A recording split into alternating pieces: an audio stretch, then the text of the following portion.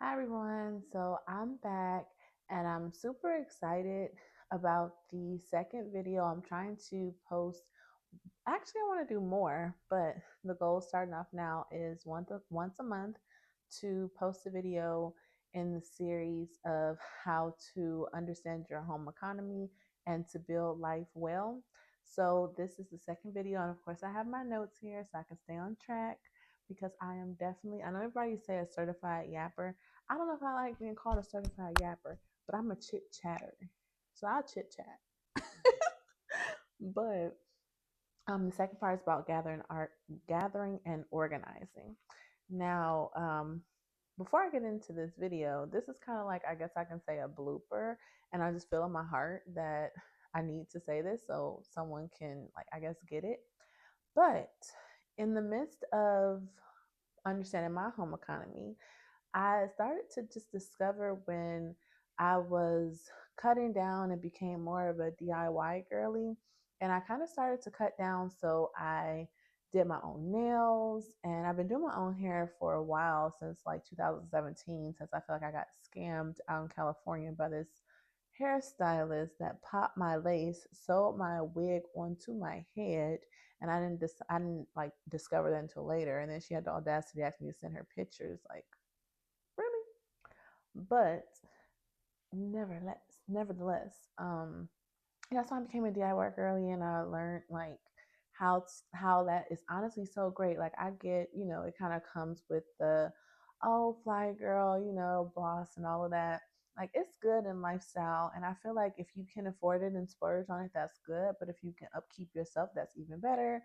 Because even on the days, like let's say somebody is busy or your appointment is canceled, you don't have to walk around raggedy because you know how to do it and you know how to do it well and like keep yourself up well. And it's honestly like to me so fulfilling to do like my pampering like routine myself.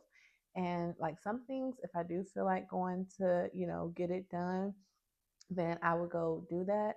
But since I stopped like really wearing makeup when I had my baby, because I'm like, okay, and I wasn't one of those moms that when the baby arrived and I knew everyone could take pictures, I wasn't trying to put on makeup because I wanted that like raw, intimate moment with my baby.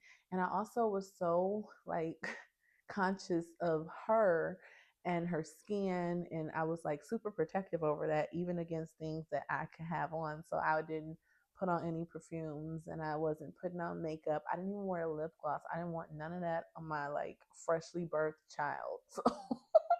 So nothing against the moms that do it, like I think it's cute, but for me, I was just like, I wanted to feel, I've been waiting 9 months, I wanted to feel her face on my face. I wanted to kiss her. I wanted like all of that. And I didn't want makeup on my baby. So yeah. And I didn't want to delay it or just have to like peck, like peck kiss her just because I had like stuff on my face. So yeah. And in the process of doing that, I just worked on, and honestly forced me to work my skin. Like my skin was good before, but it taught me how to like really understand it and kind of just the cycles and things that it went through. So kind of a sidebar conversation here, but it's helped me to understand my skin more and then learn products that was good for my skin and natural products, some that weren't natural. And I can literally have a breakout like I had now and flatten. It was puffed up, literally two pimples in one somehow. And I flattened it in 24 hours. And now I'm lightening the process of it being flat and tried to get dark on me. But yeah, and just kind of reset and know what was really good for my skin and sticking with it or rotating it out and not having makeup all the time helped me with that. And I know you can say, oh, well, you wash your face in the morning, at night, you have your routine, but for me, my day to day, that's what worked best for me. Also, not getting makeup on my clothes or on my baby was a big thing in time. So it just kind of forced me into that. And then with my nails, I never thought I would say this, but I don't even care to wear I start doing Gel X and it's so gorgeous. Like nails are gorgeous. I'm obsessed. I have like a whole catalog of nails, pictures that I've been wearing since I was 13 years old and just picking all these different designs and doing different artwork and having great nail techs and everything. But and even finding some really pretty press ons. But I'm tired of it. And where is it? I also hurt myself so bad. Look at that. The pain. Agony. I don't know if I can see it because it's a cinematic view, but pain. I popped a nail off, and then for some reason it wanted to like go with the nail, the fake nail, and it hurt me so bad. And I was like, this is not even worth it. And then I look back at my pictures when I just had my nails with nothing on them, just really nice and manicured and shaped well, with like a cute regular polish, not even a gel polish, because sometimes gel polish will get you. And if you know, you know, don't lie to us or yourself. Gel polish can still slightly ruin your nails. And if you're trying to move fast with certain things, it'll take off that top little layer. Now, I don't mind losing the top layer sometimes, but when you think about it in the grand scheme of things, it's really not worth it. So, but that's the most I will do. So I think I'm gonna go back to just, maybe I will stick to gel polish, but in builder, I'm actually gonna try that. And regular polish, it just takes forever to dry. But I'm gonna use that as a part of my like mindfulness and stillness to listen to an audiobook and just relax in one place and breathe while my nails and toes dry. So we'll see. Because I used to change my nails like a different color every day in college when I was just painting them with regular nail polish. So yeah, but that's 6 minutes of the video that is not really the main topic. So let's get into what we came here for. Okay, so jumping right into it. I like to do that after a little chit chat.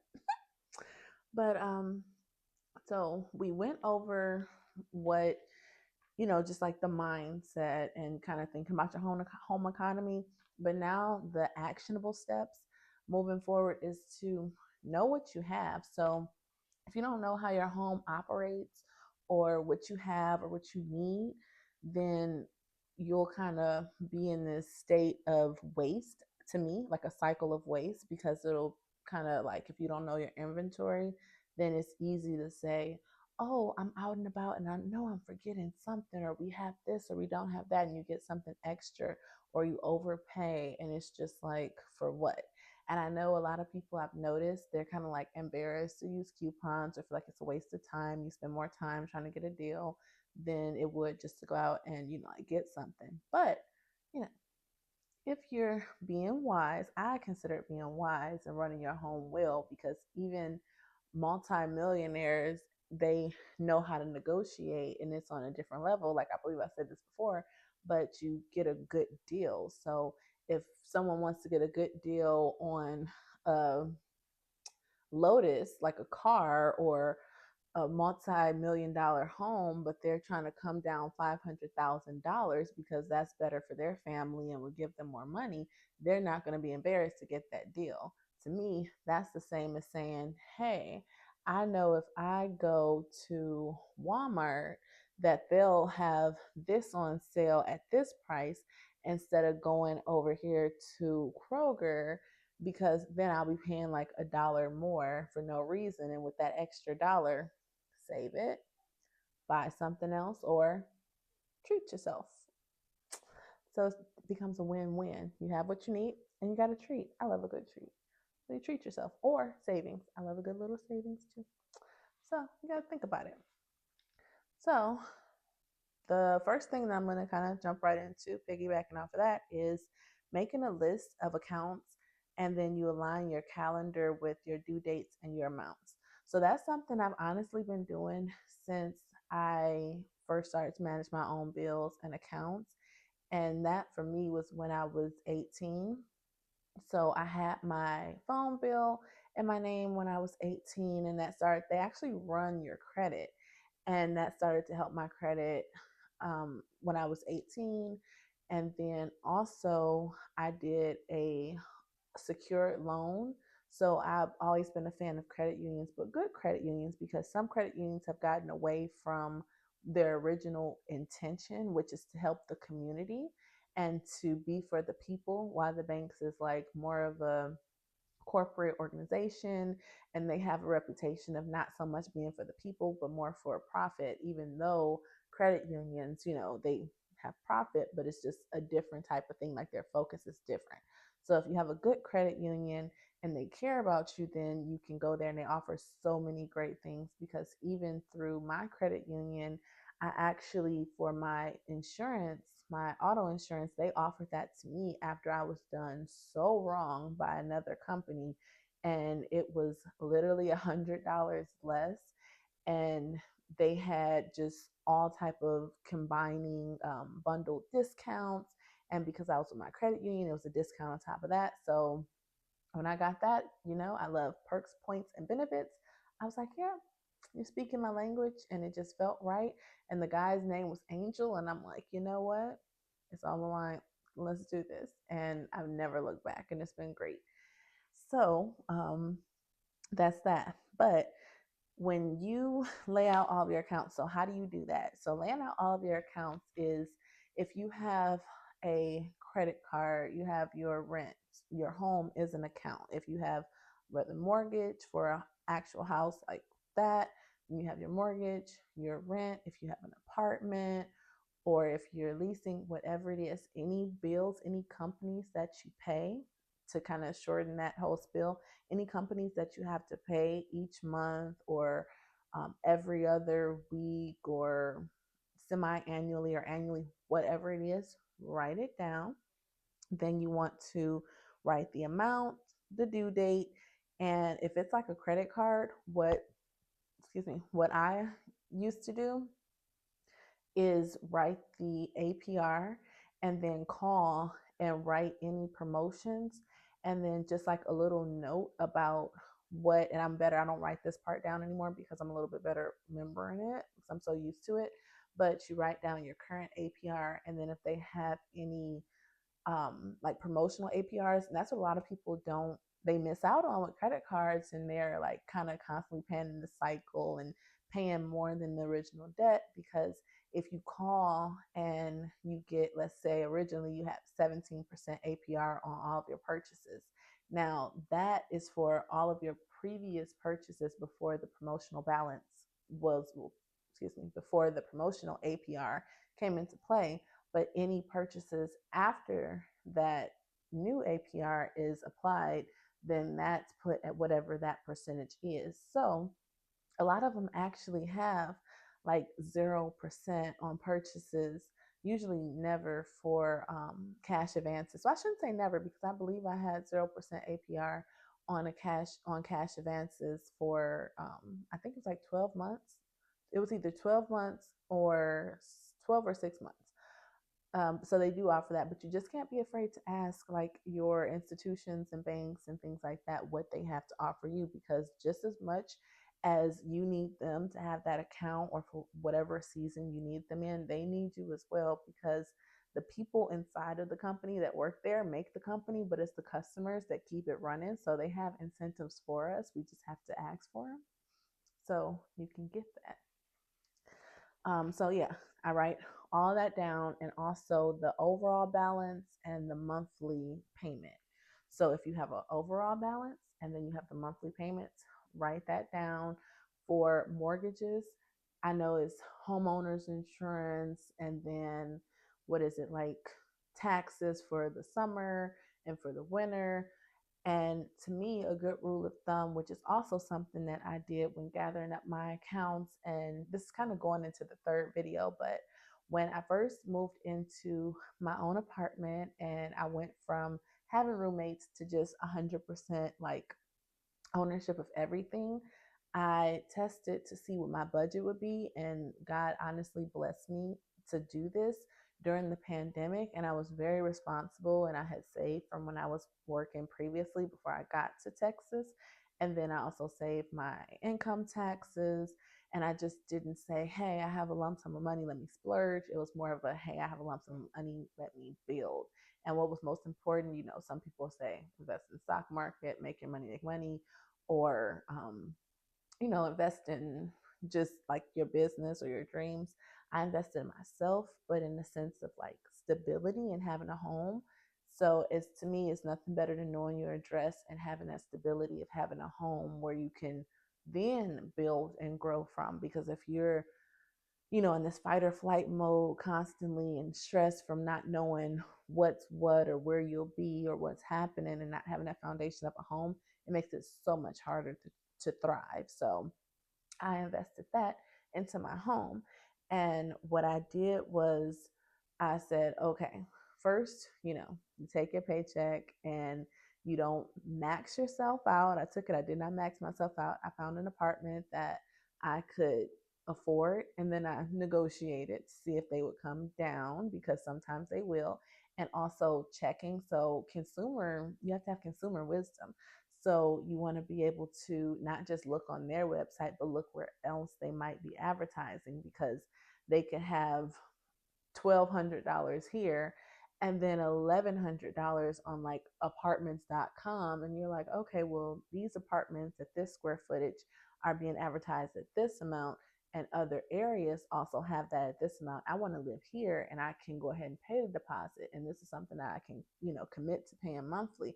Would you accept that? So then I can go ahead, and 9 times out of 10, they will. So I was actually able to do that. And then I got a good price and moved on in. And then I just ran my utilities. Like, I lived freely how I would be in my home. I wasn't trying to be like Terry Crews and Everybody Hates Chris and like checking how long this is on, checking spilt milk and how much everything was a tiny little calculation. But instead, I was navigating a budget. So I did that for like 2 months, because your first month is kind of like a little bit less, and then the next month is a little bit higher. So I guess you can say three. And then it's more so settles in to what you've actually been doing that third month most of the time. So after doing that long test, I found how much I was, spending, and even it aligned with the prorated amount and then the increased amount when they charge for you to like install and start the services and blah blah blah. So it was within the amount. Then I just took that amount and I divided it. Well, I multiplied it by two, so it could be for water and electricity and then the rent. So those are three different things. So I had the budget for those two, the water and electricity, and then also for the rent. Add them all together, whatever that is. It's going to be a little bit more than what it might say on paper, but it gives you wiggle room to breathe. And then any additional money, you take that, hopefully you're responsible, and roll it over. Now that's where the savings come into play. Or if you were like I was, and it took about a year to start being able to put some of my pandemic money to the side, because I I was actually getting that because I was working at a law firm, and they paid me commission from like other bonuses that I got. So I took that and I was like, okay, now you have to fill your home. So instead of just going out, and I love to do it, just throwing stuff in the bag, but I went on the app, it gave me more self control, and I put everything in the cart. So I already knew how much it would cost. I went and did my drive ups, because it was, of course, in the pandemic, did the drive ups and picked up my orders or popped into the store with my mask on. And I knew exactly what I was going to get. I knew exactly how much it would cost. So I wasn't going over the initial budget. And then anything extra, what do? Save it. Or snowball it into something else. So, and that's another topic, snowballing. So, you want to also give every dollar a home before the money comes. So when it arrives, it will go where it needs to be. So a lot of people say, don't, what is it? Don't count your eggs before you have them, or don't put the cart before the horse. So many different sayings. But if like you've been working somewhere or you have a consistent income at that set amount, it's not really putting the eggs before a cart or counting your eggs before you have them or whatever, because this is how much I make, this is how many hours I worked after taxes, this is what's coming in. So it's not a guessing game. It's really not. It's a constant. It's not a guessing game. So when you have that, That's when you break everything down and give every dollar a home. Also, the I did kind of touch base on the speaking to customer service and how to clearly know what you need and what you don't need, and also not being afraid to speaking to a supervisor. So, I used to work in customer service and I also worked in collections and investments. So, when I worked in customer service, I was one of the golden people you could talk to. That if you were having a bad day, and some people they just have to blurt stuff out to feel better. And I understood that. So I wouldn't just outright hang up on you if you were being a little too mouthy, Some people hang up on you if you're a little too mouthy, but I kind of like heard people out, especially with collections, because it's fight or flight. And some people don't know how to fly. So they're coming out fighting because they don't know what else to do. Or they freeze and they're like, what do you want? I'm hopeless. You asking for money. They're asking for money. Nobody's getting money. I'm not getting money. They freeze and let everything fall to the wayside. And then they have to deal with that however many months, weeks, years, whatever down the line. And that's not a bad, I mean, that's not a good choice either. And that's not a good point to be in. So I would listen to people and I would say, well, hey, if you need X, Y, and Z, then you need to let me know. Pride has to be put to the side because then we can do financial assessments and different things. So you have to know how to speak to people to know what you want. But in order to know how to speak to someone, even if you aren't coming in hot and you're just intimidated or you feel like, well, no one can help me anyway because you can't help yourself, that's not true. And that's a hopeless mindset that I want you to kick out the door because that's not true. That's not your reality. And I don't want anyone to accept that as their reality, like ever, ever. No, no, no. Even if you have to hang up from one person and call back to get another and then speak to a manager, do what you need to do because the help is always there. You just have to get it. Because what it always makes me think of that, I can't remember where I heard it, but it's like this Jewish, I think it was on Sex in the City or something, but Charlotte had to go to the door and like knock 3 times to really show that she wanted to change over into Judaism. So she went and knocked the first time. They like slammed the door in her face, and she's kind of like, okay. Most people will walk away and not try again. Then she's like, okay, I'll go back. She went, knocked the second time. They kind of scoffed at her, and she's like, okay, well, hey. But then they walked away again. So then she went back a third time and she's like, knock, knock, knock. Okay, you're not going to close the door on me because I'm here and I want this and this and this. And they're like, oh, you're serious. And they let her in.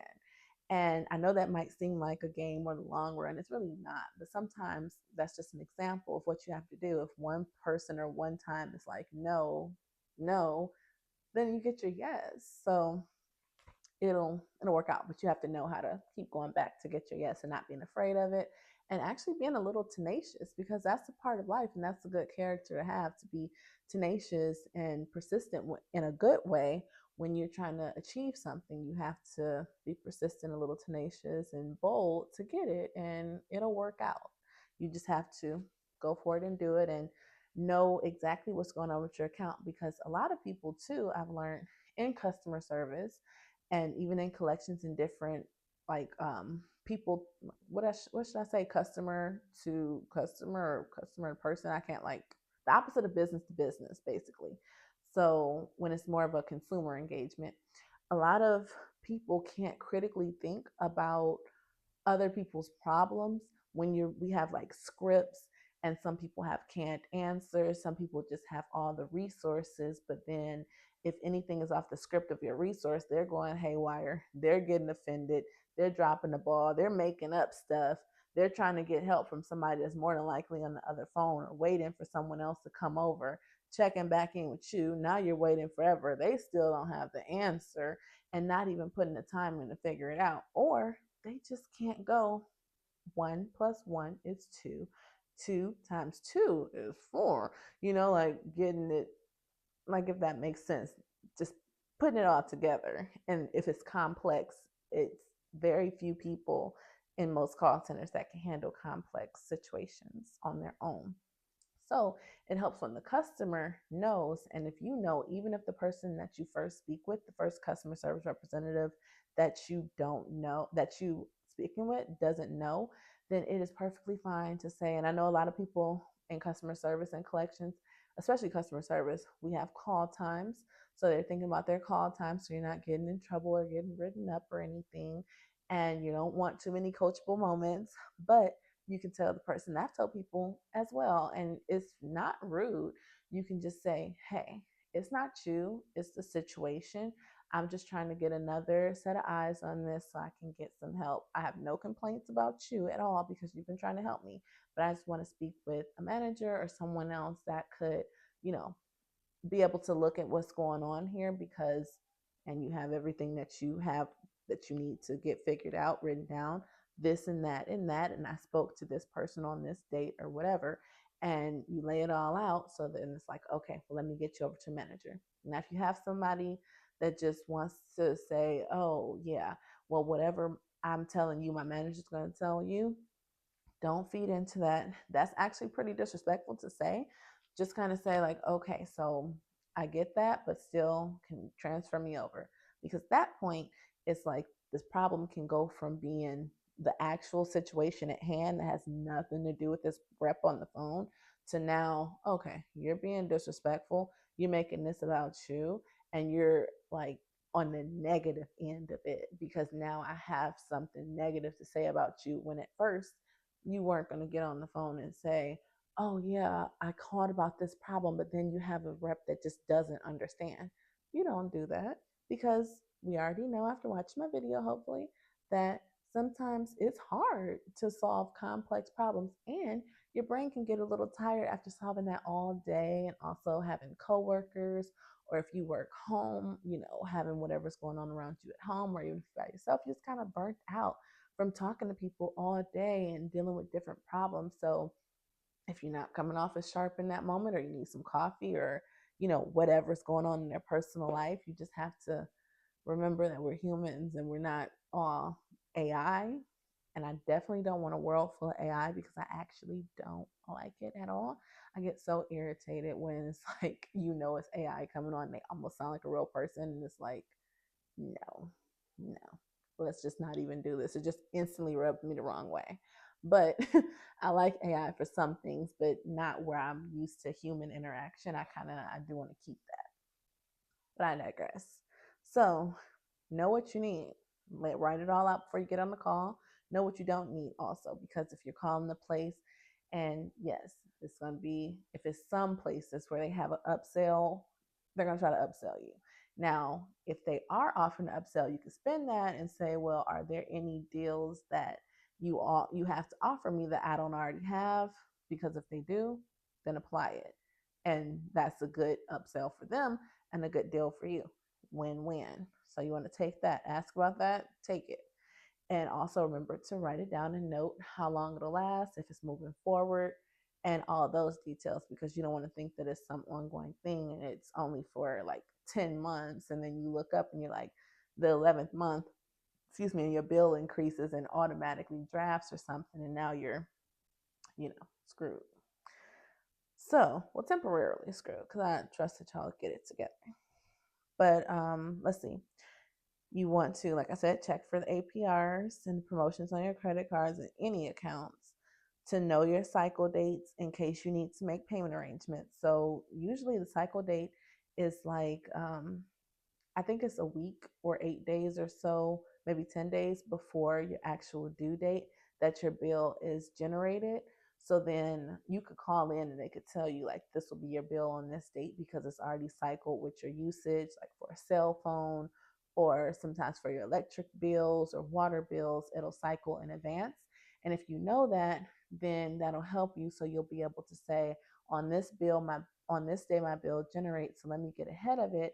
So if there are any late fees that might come, because I know that when that date comes, I have to pay another company, then, and I can't pay this one. So instead of having to shut off, I'm gonna make an arrangement, and then also ask for them to waive that late fee, since you're already making a payment arrangement to get everything on track. So make sure you do that, because knowing your cycle date is also something that's really important.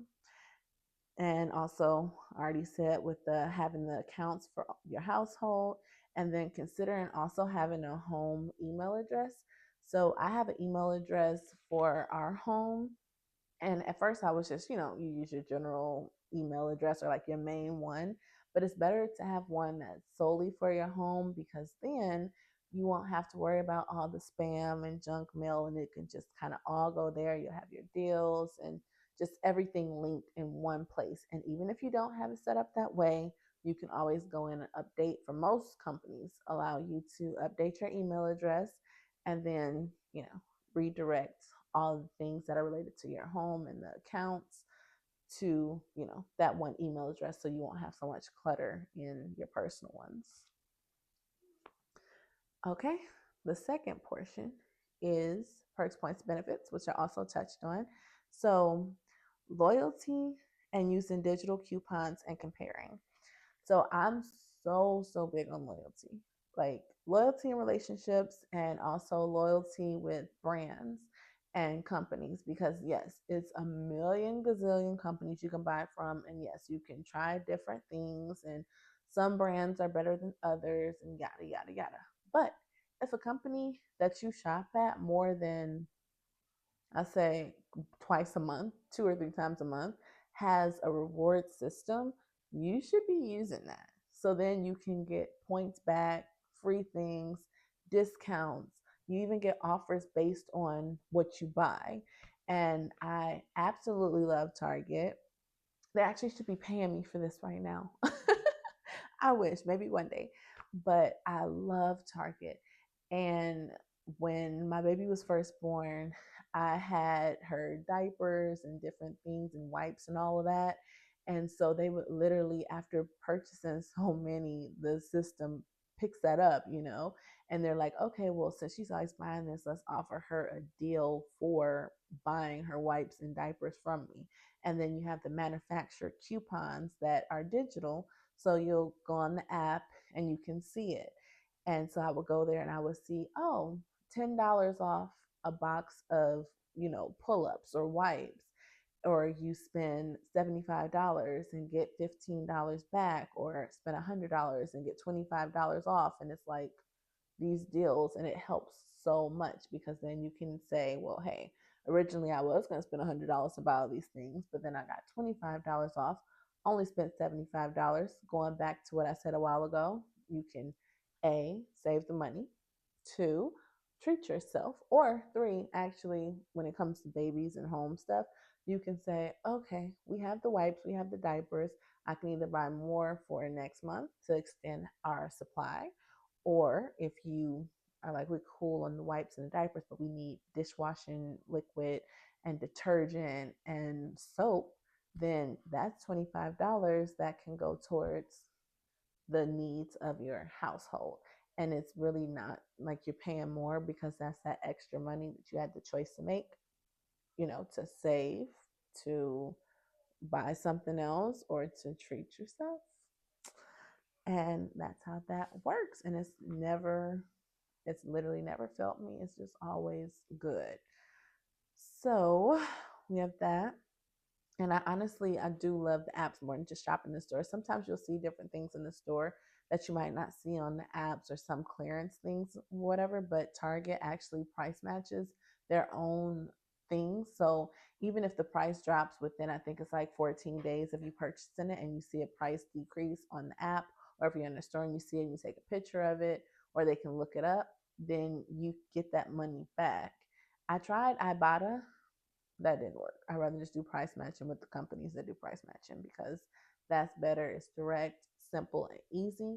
And I will never not do that. I actually one time got like $20 back from groceries, when it was this random, and I didn't even keep track of it, but it's random sale, and like everything that I purchased the week before just dropped in price, literally everything.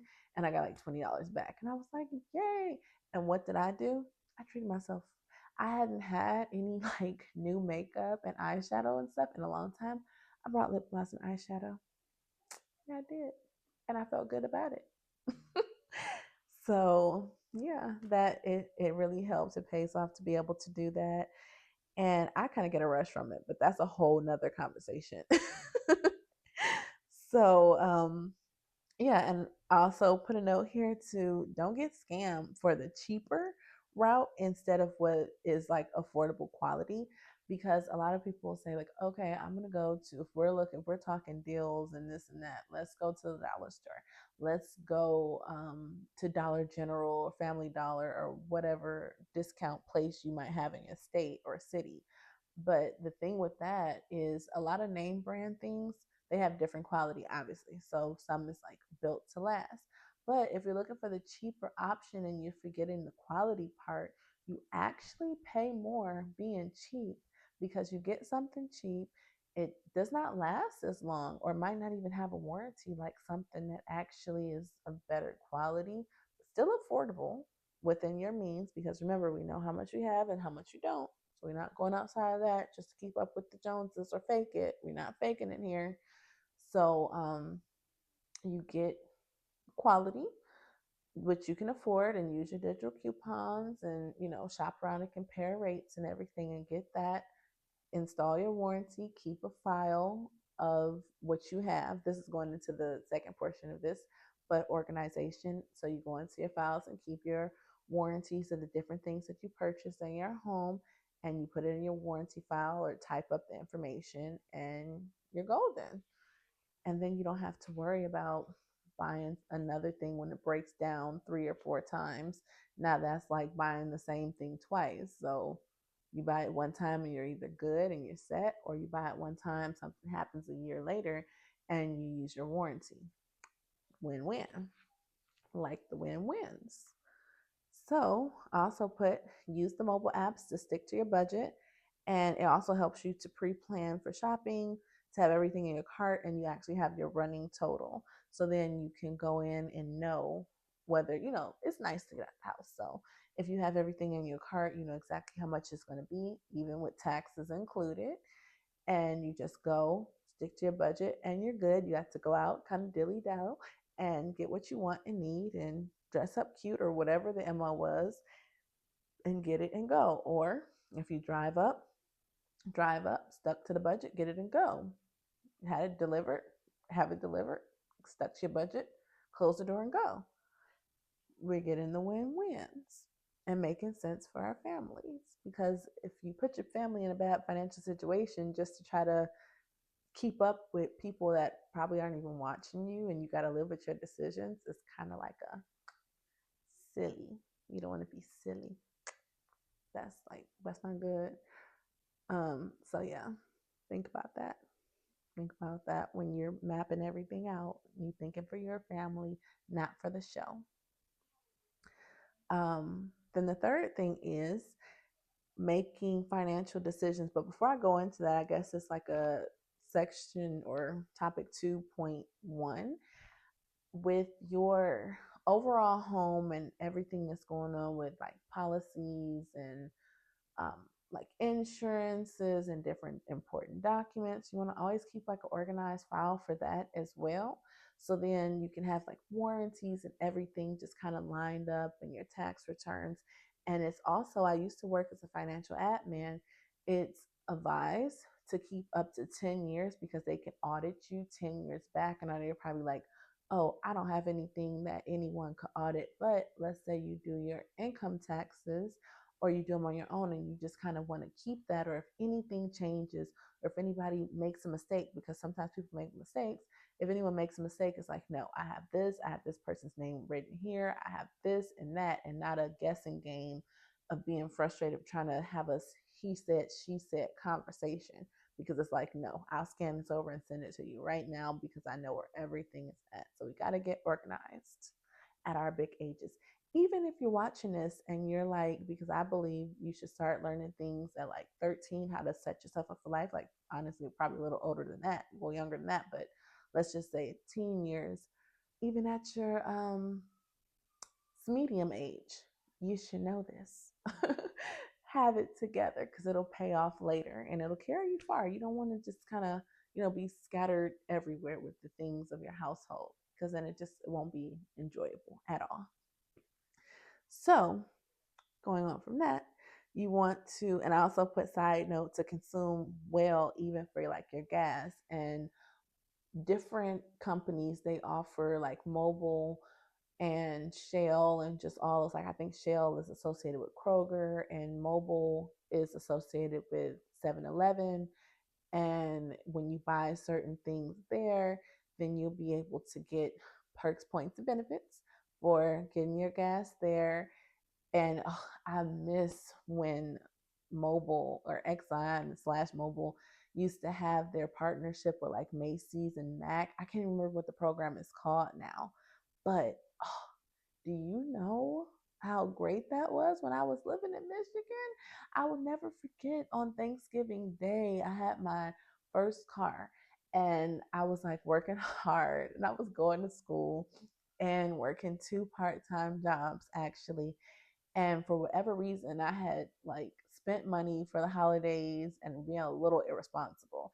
And I was dressed up so cute, and my gas was literally like 40 miles to E.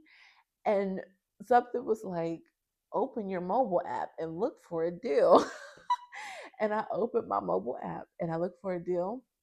Why did I have $20 worth of points in there that I could have either brought like Mac or went to Macy's and spent money on or get gas? I filled that tank up, like literally filled it up with $20 that I didn't have to come out of my pocket at all from points, perks, benefits, and being loyal and shopping well with my gas. It was golden. And that's what really got me hooked too with like, yeah, it is better to stick with what you the company that you know and staying loyal because it's like loyalty has never screwed me over. Like, well, I guess I shouldn't say that because sometimes you're loyal to the wrong like relationships or friend groups and you might get screwed over, but we're not going that deep on the surface. Okay. This is a surface. That's a surface thought. But moving on. So, financial decisions. When you are gathering and organizing everything, you kind of have to, like in planning and building well, you have to be able to make decisions and laying out your life and like to think about it in the grand scheme of things. And it's like, if you go down this path, what will it cost you? What will it require of you? What will you need? If you go down this path, same question, or this path, you don't want to give yourself 10 different paths. Now, yes, it's so many, especially living here in America. We love America, right? Because you can dream big here, you can be and do anything.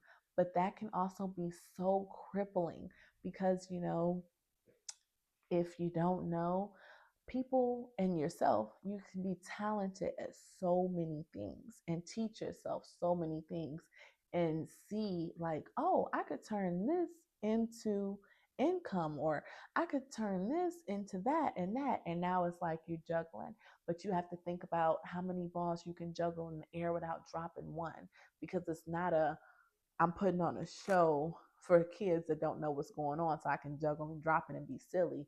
When you're juggling in life, if you don't keep those balls up and one drops, it could be really bad and nobody's going to laugh, especially not you.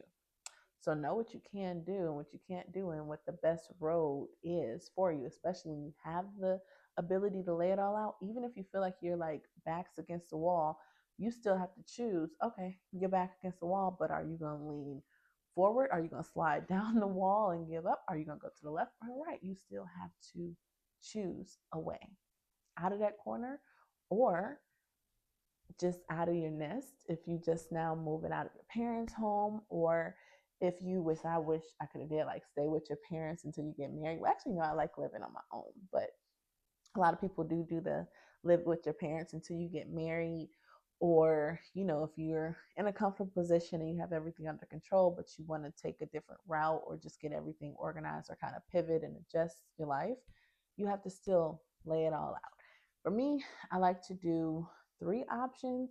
Then it always ultimately comes down to two to get that one. So that comes with honestly knowing the price. When I literally say know the price of your decisions, if your decision has a price, for example, if you live in one city, and let's say living in this city will cost you $2,000 a month to cover everything that you need and allows you to have insurance, allows you to have groceries, allows you to save to travel to do what you want to do, and it costs $2,000 a month, but you're not like in a high rise. Okay, but that's what you can afford, and you'll have a good life, and then you can build and grow and breathe. If plan option two, okay, it's like now you make, let's say you make $4,000. Let me actually bring that down to a lower thing. Let's see, if you make $2,700 and the lifestyle for plan two is $2,400, and all you'll have is $300 at the end of it all left over. Okay, so that's going to cost you.